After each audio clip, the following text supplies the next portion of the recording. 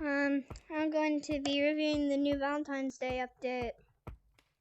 First of all, looks like Doug has got himself a new girlfriend over there. Wow.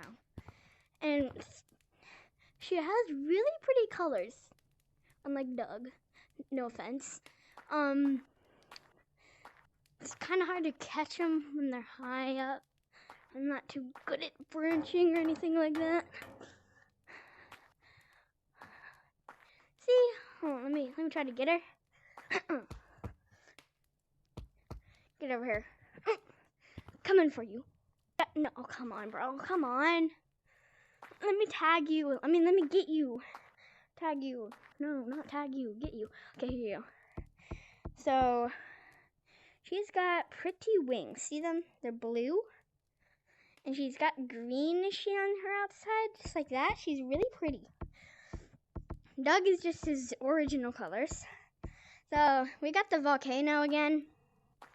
That's the new, I brought it back again. Since it was here before the Christmas update, it might just stay here forever.